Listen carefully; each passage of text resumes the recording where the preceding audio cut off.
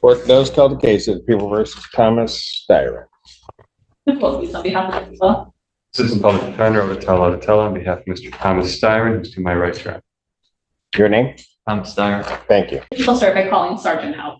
Sir, if you please come forward and be sworn. Take a seat, raise your right hand. Do you solemnly swear to affirm the testimony you're about to give and the truth and the whole truth tonight? Yes, sir. Take a look at first and last name.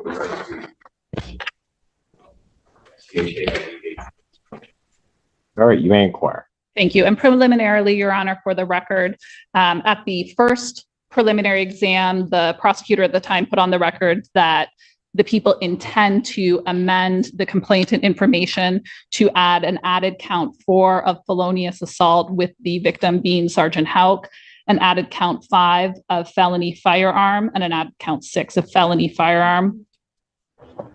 And So 2 counts of felony firearm. Yes. Right. And count 4 of assault with a dangerous weapon with the victim being Sergeant Houck. You said count 4? Yeah. You meant the 4th added? Or Sorry. So we have 3 on the complaint, an added count 4 of felonious assault, count 5 felony firearm, count 6 felony firearm. Okay. Thank you. And then the basis would be count 5 felony firearm would attach to the count 4 felonious assault. Count 6 felony firearm will attach to both count 2 and count 1, the RNO and the fleeing. Yeah. Thank you, Your Honor. All right. Sergeant, where are you currently employed? Sure. For how long have you been employed as such?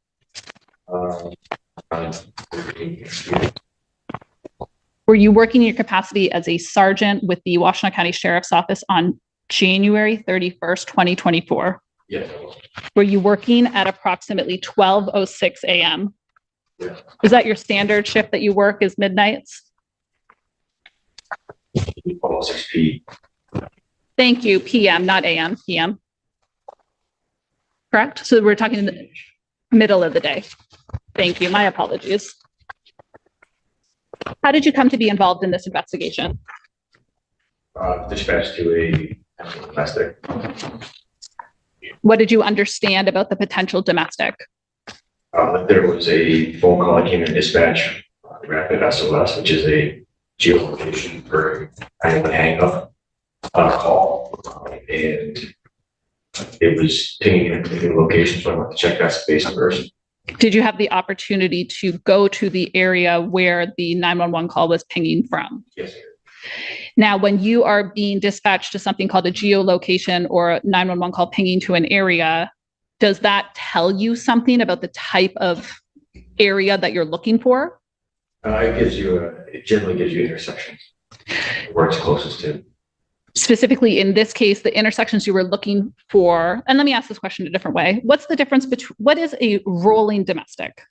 They're in a vehicle, and they're moving in a vehicle, and there's a domestic assault taking place while they're in a car, while it's in motion. Thank you. In this particular case, when you were dispatched to this area, were you looking for a rolling domestic? Yes. Why? That was the call came in. Did you have the opportunity to make it all the way to the area that you were being dispatched to? I did. I checked that area and I couldn't find anybody. What did you do after you did not find anybody at that location? On the dispatch screen, there was a name that I recognized from previous domestics. The female was involved as a victim. That's the name you were familiar with. Yeah. When you are in this moment back in January 2024 and you are familiar with this particular victim, do you have a suspect in mind? I had after some research on a particular person that I know. This specific about him from his car or cat. Do you know the race of the person that you had in mind as the suspect? Yeah. And what was that race? White male. While you are looking around for somebody related to this rolling domestic, do you come across somebody otherwise?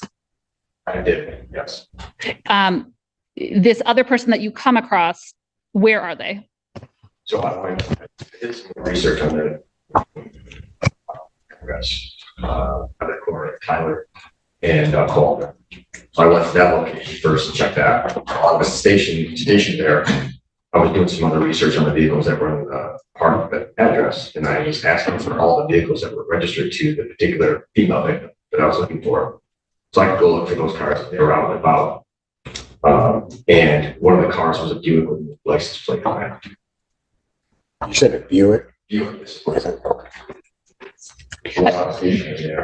Buick turned and went down past my driver's side door with no license plate. What did you do when you saw that?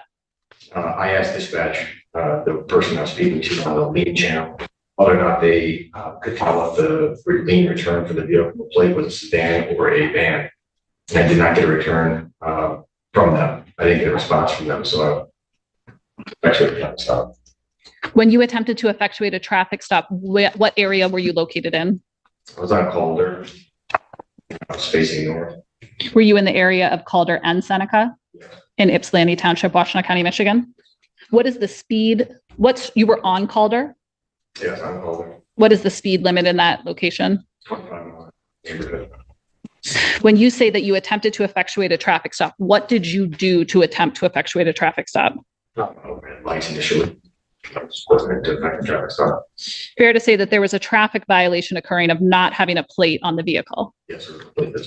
And then in addition to that, you were looking for a suspect regarding this domestic violence situation. Yes. Fast script of current boyfriend. When you say the person in the vehicle, you're referring to the driver? Yes. Thank you. Once you your emergency lights, what occurred? The vehicle did not stop. What occurred? What did the vehicle do instead? You can, so I activated my siren.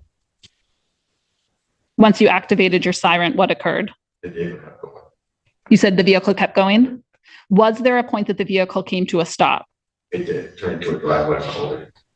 For how long did this pursuit continue before it turned into a driveway? About 20 seconds or so. My license started activated. Once the vehicle pulled into that driveway, what occurred? Vehicle driveway. The brake lights came on in the car. I could not see the driver's side of the vehicle at that time. The brake lights were on, which indicates to me that the driver was still seated in the car. And as I went to exit my car, the brake lights came off and the car shifted. So fair to say, because now I'm understanding that you could not see the driver's side. So fair to say when the driver pulls into the driveway, he must be turning right into a driveway. Yes, you are. And you are behind his vehicle? All to the side. I didn't get completely behind him. When he pulls into the driveway, do you remain on the road or do you pull in the driveway behind him? I'm still on the roadway. And so in this angle, we kind of have an L shape of vehicles. Yes. Fair? And you don't have a visual of the driver's side of the vehicle. Thank you. And you've described what you've observed about the brake lights. And then I believe you said you saw the vehicle shifting. Yes, you can see the vehicle shift. And what did that tell you? Indicated with my training experience that somebody was exiting the vehicle on that side of the car. What did you do when you observed this? And coupled with the brake lights? Yeah, coupled with that, not being able to see what they were doing, I pulled my fire out and kept it already. Are you saying, are you exiting your vehicle while you do this? Yes. And are you saying anything? Not until I see the person. What do you say when you see the person? Something to the effect that you put your hands in the car, put your hands in the car. How are you uniformed during this time? As I am here, stated in court, I've got a mark 360 degrees to share something. When you tell the driver of the vehicle to put his hands on the car, where is your firearm? Still at the low ready. What does low ready mean? I apologize. So it's not directly pointed at somebody, but it's lower. It's at the ready to be utilized if necessary. Thank you. Directly at them if I need to. Am I understanding that both of your hands would have been on your weapon? No, I could use it. I had at some points, yes, but sometimes no. I could use my hands to gesture. I understand. Thank you. The person that got out of the vehicle from the driver's side, if you were to recognize them again, if you were to see them again, would you recognize them? I would. And is that person present in the courtroom today? I would be assuming because he's wearing a mask. I can't. I understand. Thank you. Your Honor, could you ask him is that appropriate? He just did. He has. Okay. Yes, that would be Mr. Sarah. Thank you. Thank you, Your Honor. Please let the record reflect that the witness has identified the defendant. Without objection, record so reflect. And so the defendant is the person that you are ordering to put his hands on the hood of the vehicle. On the side of the van. On the side of the van. Driver's side. When you are ordering him to put his hands on the driver's side of the van, have you walked around to the driver's side of the vehicle with him, or where are you? I am coming around, so I was stuck on the blind side of the car, which means I couldn't see him. So as I'm coming around the nose of my car, I'm able to finally have him come into view, and he is outside the vehicle. That time, at which time I ordered to put his hands on the side of his van. And did he comply with that command? What did he do? Do you recall the things that he was saying to you? Some of them. Do you recall something along the lines of him being at his house? Yes. This indication of essentially he's at his house, so you no longer have authority over him? Something like that. Did he comply with your verbal commands? No. Did you did you give him any additional verbal commands of what you wanted him to do? Yes, in addition to telling him when I stopped him. Fair to say that one of the things that you're repeating to him is to put his hands on the vehicle. Yes. And even while you're repeating it, he's refusing. That's correct. While he is refusing to comply with your commands, do you do anything with your firearm? Yes, I ended up holstering it and just kind of walk up and make an arrest. What was he under arrest for? Sure.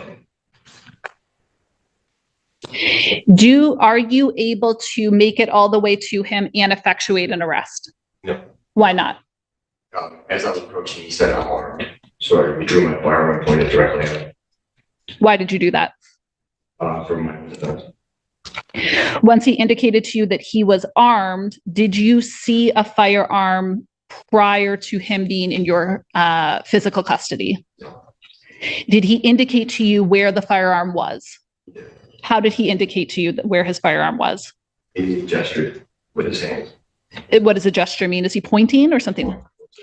And where was he pointing? Towards like his midsection area. He was wearing like a sweatshirt. Did you have the opportunity to observe his hooded sweatshirt at that time? If I could see it.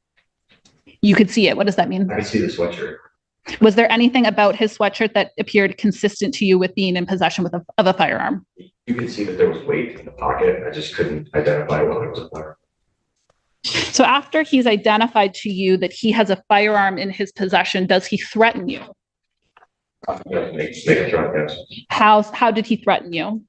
While just in the time frame of discussing whether or not he was armed with a firearm, he had indicated he was going to cook me. So let's take that a step back. So what is the conversation that's going on about the firearm? That he has it, he's armed with it. What is his tone and demeanor while he's communicating with you? He's argumentative.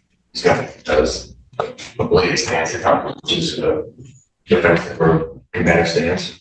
It's not someone who is complying with my orders, illegal orders to go and be placed under arrest. And while he's in this argumentative tone telling you about his firearm, he says to you, "I'm going to cook you." Yes, twice.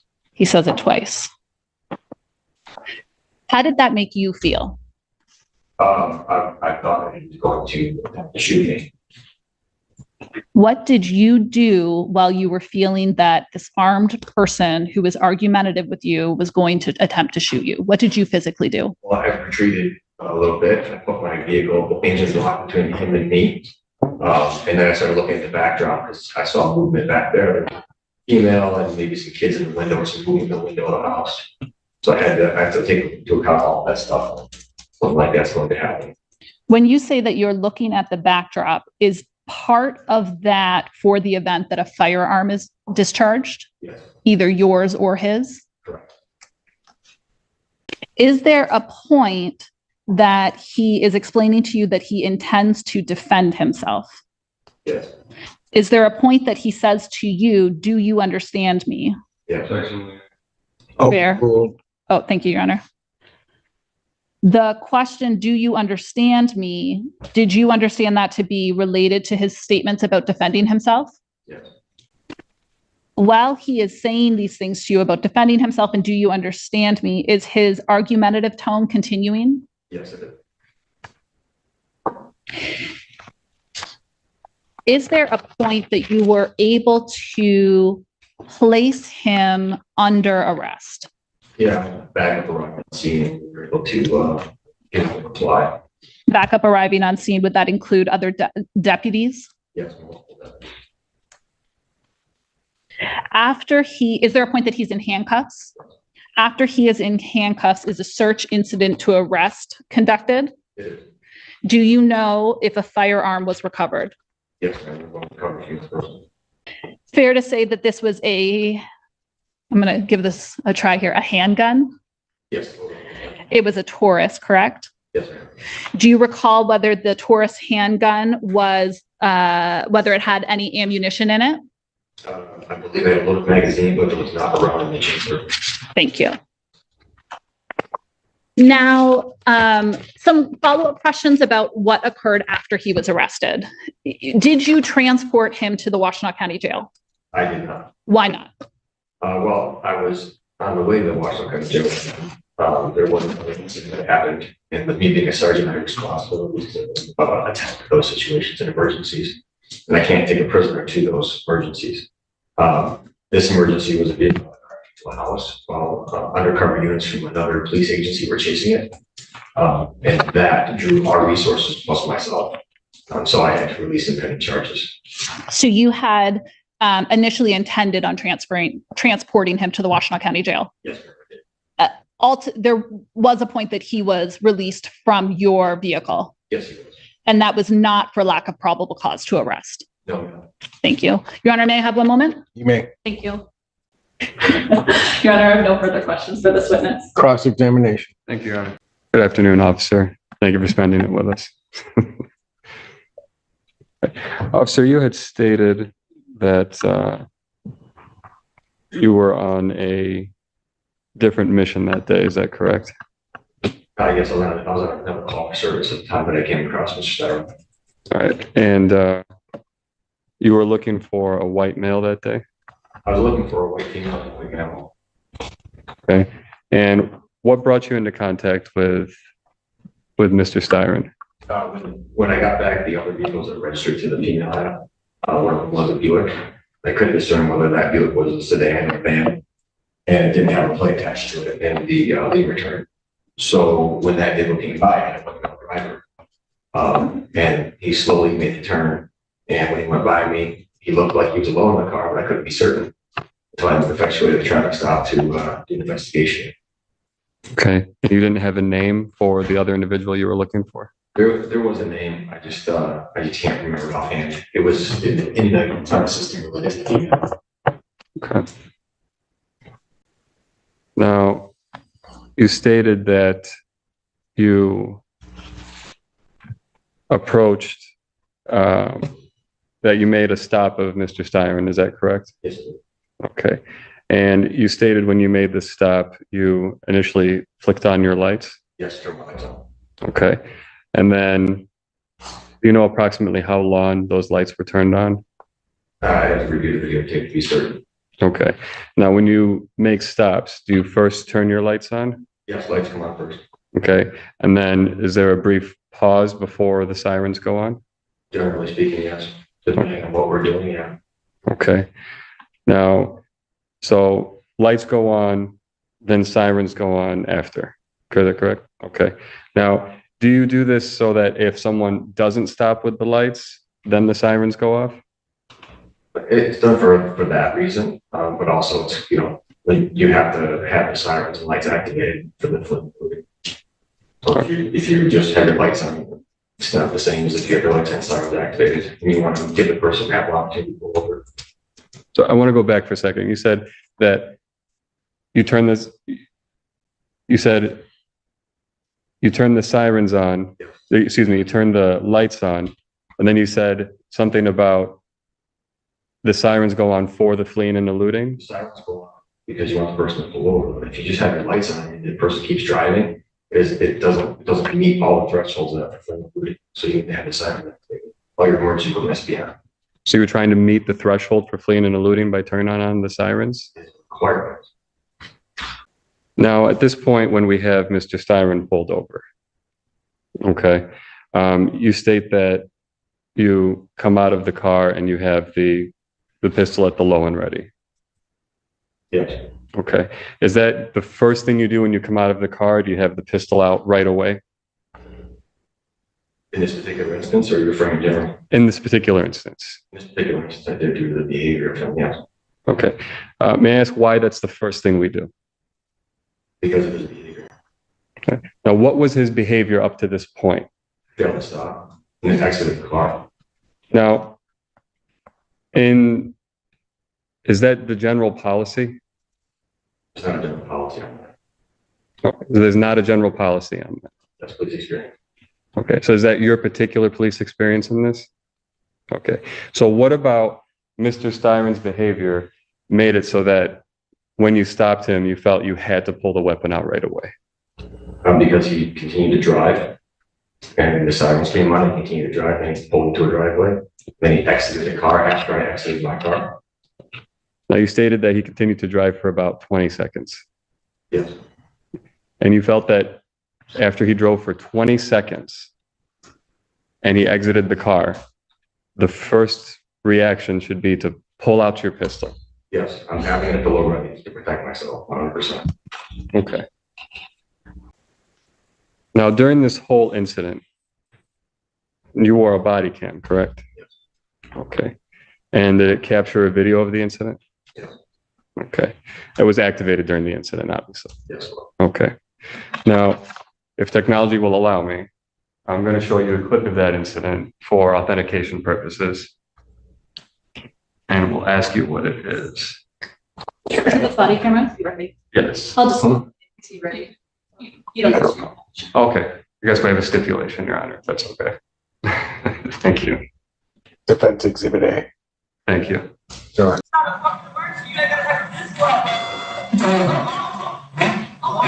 Yeah, I was saying that. Okay.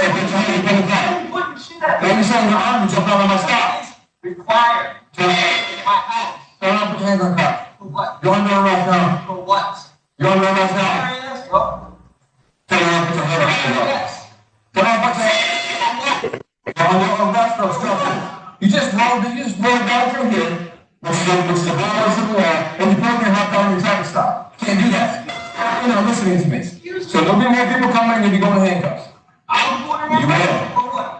Huh? Where's the gun? Where's the gun? This one? All I take. I would beat your ass, bro. You think so? Well. I'm gonna take my firearm. Let me know. Now we're down now, go back to it. So we can go that route. I'll shoot you. You pull that back, you pull that pistol out, I'm gonna shoot you. You will not pull that down. You will not pull it down. You will not do that. You understand? You attack me. I will defend myself. If you don't stand, then you'll contact me until you're back. You are under arrest at this point. You cannot leave. So, is that guy's name is firearm? And there's that his vehicle and fuel in the back, man.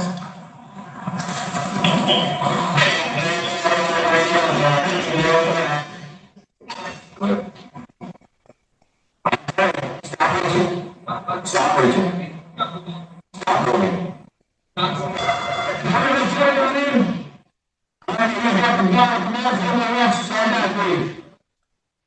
Yeah, obstructing, get something in there. You're driving down Russell's Bay. I can stop you, I can talk to you. You violated the law. Yes, you will. You can. For the record, sorry to interrupt here. And I'm going by the time marker on the Axon body camera. Defense started playing at 12:05 and 18 seconds, and we're now stopped at 12:08 and 36 seconds. Thank you. So,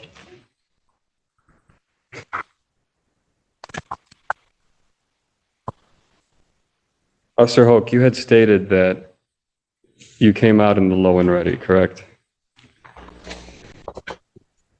sorry, I didn't hear. Yes. Yes, I apologize. And Officer Oak, you had stated that the pistol was not pointed at Mr. Styron before he informed you that he was armed. Is that correct? Ready. It's in his direction, but I hadn't leveled it completely at him yet. You seen my level at him when I brought it completely up. The little radio's resting right here. It's resting right here. So it's not directly pointed at him, but it is pointing in his direction. There's a difference between a little radio and pointing directly at him. So, Officer, do you believe that this was a de-escalation tactic? This is me telling him exactly what he needs to do. So yes, this is a de-escalation tactic. Officer, at any point, did Mr. Styron point a weapon at you? No. Okay. Officer, at any point, did you actually see a firearm on Mr. Styron? No, sir. Okay. Officer, when you were giving these commands to Mr. Styron, your pistol was out the entire time, wasn't it? Yes. Okay. From the onset of the stop throughout the entire incident, your pistol was out, was it not? I believe there was a market there where I either holstered or was almost holstered before I to make contact with him before he was armed. I can't remember if I went all the way to the holster or down my side, get ready to go into the holster before I make contact with him to make exfolial arrest. When he said he was armed, I backed up and put one that directly at him. Officer, isn't it possible that your pistol being out could have impacted his ability to follow these commands? No. I have no further questions, Your Honor. Thank you. All right, thank you. Any redirect? Just very briefly, Your Honor, I apologize. Do you recall the line of questioning about lights and then sirens? Yes.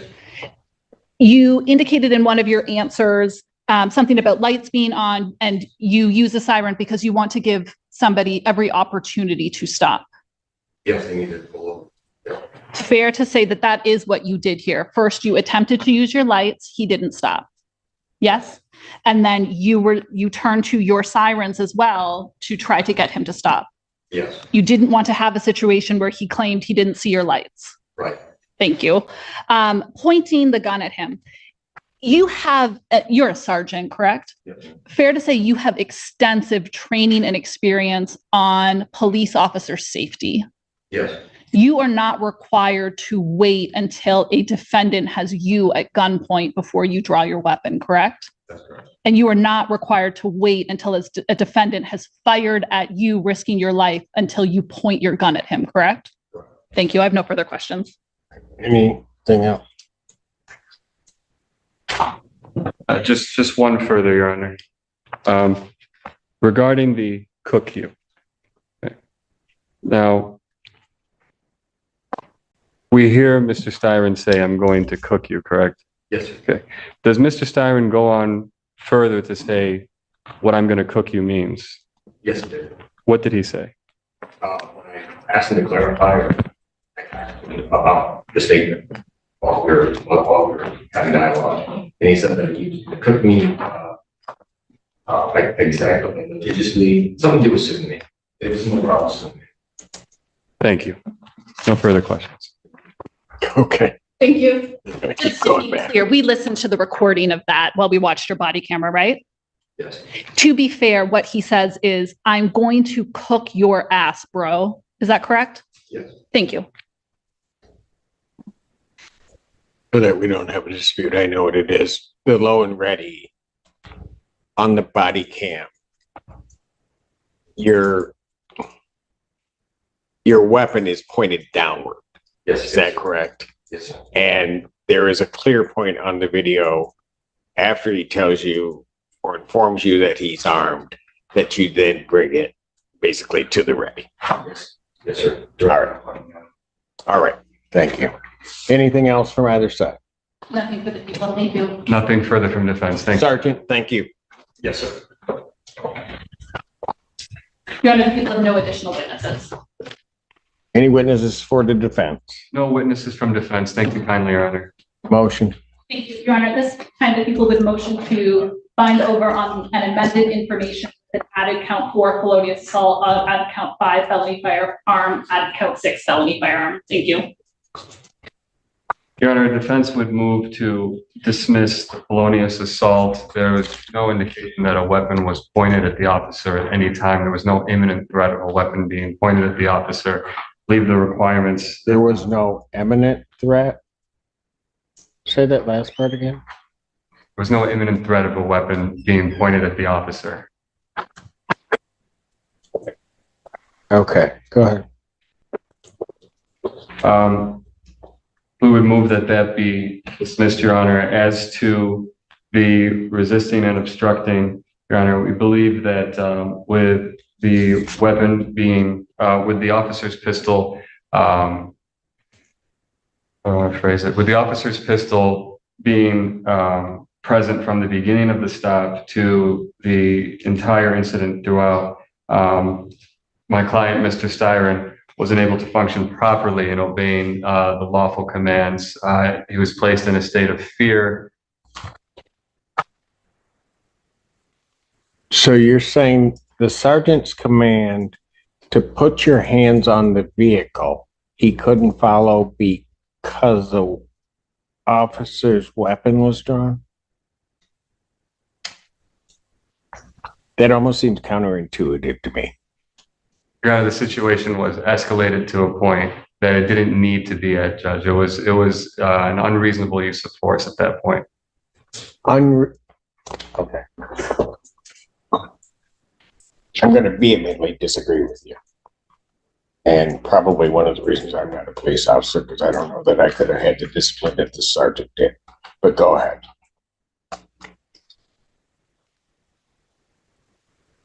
And with those two counts, Your Honor, the fleeing and the looting, there was only 20 seconds of, let's see, at 23:50 in the video, the sirens go off.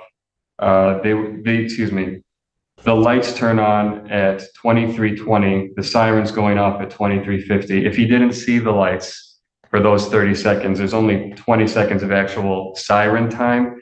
And I believe that is an adequate amount of time for someone to be pulling over, Judge. So if he stopped at that appropriate amount of time, 50 seconds total, Your Honor, would be a reasonable amount of time for someone to pull over. I don't believe there's enough to go on the fleeing and the looting. We would ask that be dismissed. If those are dismissed, the felony firearms cannot follow. So for those reasons, we'd ask not to bind over. Thank you, Your Honor. Thank you, Your Honor. So this is a situation where people don't understand that when the police stop you and the police are effectuating an arrest, it's not a mutual argument. You don't get to fight with the police. You don't get to pull your gun out. You are under arrest, and this sergeant is in control. And when Mr. Styron refused to turn over control to the sergeant, he committed felonies. So first, to say that 50 seconds is a reasonable amount of time, I mean, to pull over a vehicle, it takes seconds to pull over a vehicle. We can all, and Your Honor could take certainly judicial notice of your experience as a driver as well, that you can immediately pull over your vehicle, and that is not what happened here. However, if Mr. Styron had pulled... What do you mean, that I've been pulled over? No. Just that no, genuinely, no. Yeah, you probably pulled a vehicle over at some point somewhere, with unrelated to the police. But Mr. Styron doesn't get out of his vehicle and say, "Oh my goodness, I'm so sorry, I didn't see your lights." He proceeds to argue with the police officer as if he has any leverage in this equal argument, which it's not. It's an arrest. So certainly he had enough time to not only see the lights, but then hear the siren. To say that the officer caused fear in Mr. Styron, frankly, I hope that he did, because I hope that Mr. Styron realized how close he was to being shot given his actions. But what Mr. Styron was able to do was not freeze up in fear, not cry, not be so scared of the officer, but instead say, "I'm going to cook your ass, bro." Yell at the officer about how he is at his house, yell at the officer about how he's not going to be put in cuffs. That's not somebody who's just frozen in fear. That's somebody that doesn't understand what the law is and doesn't understand that this sergeant is the person that was actually in control. Thank you, Your Honor. Thank you. So tell anything else? Nothing further, Your Honor. I would emphasize on the felonious assault, though, there was no weapon pointed at the officer at this time. The officer was in control of the situation. But hold it. To have your argument is that the weapon would have had to have been drawn or displayed to have the felonious assault? Your Honor, the officer was in control of the situation. He had his weapon drawn, and Mr. Styron he's a CPL holder in this situation, Judge. All right, that's fine. Then he also had some other obligations to the sergeant, but go ahead. Arguably, he told him he had the gun on him. Arguably, yes. But it's at the very least, Judge, the felonious assault, I would be pushing a little harder on that one because the weapon was not drawn or pointed. That's what I'm trying to figure out. You're indicating that the weapon would have to be drawn to have a felonious assault. When, if there were no weapon, but he threatened the officer and the officer had reason to believe that he could do that, then that would clearly, wouldn't you agree, be an assault? I think there's an indication in this particular instance that he was in a position to do that, Your Honor. In this particular instance, the officer has control of everything that's going on. I think this is more of a situation of my client is in fear of what's happening and is rambling words and just spewing things. Oh, no. He's not rambling. He is directing words at the sergeant in hopes of having a certain result. That's what he's doing. This isn't just some wild rambling. Go ahead with your argument. I'm sorry, I didn't mean to. I know, I let it rest, Your Honor. In this case, with regard to the fleeing and eluding third degree, defense's argument of the timeline, I think what one needs to really pay attention to in the body cam footage is to figure it out. Because if you just say 20 seconds or 50 seconds, maybe that doesn't seem like a long time, depending on the speed at which you're traveling. If you just watch the vehicles or the houses that go past in the back of the video, you can see that Mr. Styron traveled quite a ways, and certainly could have pulled over within that time frame. It isn't like he just went 2 houses down. He is behind him for a long time, and Mr. Styron doesn't pull over. I think certainly that gives the court basis to find over on count 1. With regard to the police officer resisting and obstructing, I think the body cam is probably the greatest indication that he resisted and obstructed the officer. The officer told him, he continued to verbally fight with the officer regarding that, and so the people have sustained their burden. Count 3, the driving while license suspended, follows along as misdemeanor. Regarding the felonious assault, court does believe that a felonious assault occurred, which quite frankly is, in my estimation, why the sergeant had his weapon drawn. That at the time that he is giving commands to Mr. Styron is refusing to obey those commands, then informs the officer, and I would say not in the way, I don't think that's contemplated by our laws regarding having a concealed weapon or CPL, but informs the officer that he is armed, then makes statements that at some point may have been clarified, but about cooking him and other things. All of those taken into account, this court believes, constitute an assault because he is, in essence, reasonably making a threat. He has the ability to carry out that threat. the fact that that threat involves the use of a weapon, this court believes with that analysis, there are other facts and circumstances that play in when you look at the body cam footage. The court believes that that in and of itself could constitute a felonious assault in this case, and will bind the defendant over on the requested added count 4. That then, as to count 4, the court having found that, as to count 5, the felony firearm, the people have sustained their burden of that, as there is the firearm present, and also have sustained their burden as to count 6, the felony firearm. So the court would bind the defendant over to stand trial on counts 1, 2, 4, 5, 6, with 3 following. Your Honor, for the record, count 4 is felonious assault. Correct. At 0.81. Give me that again, I'm sorry. 750.82. Correct. A 4-year felony and for $2,000. Right.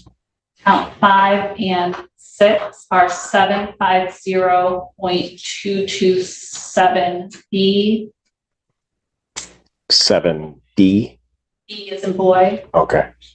Mandatory 2 years in prison, consecutive and preceding any other sentences. Right. Thank you, Your Honor.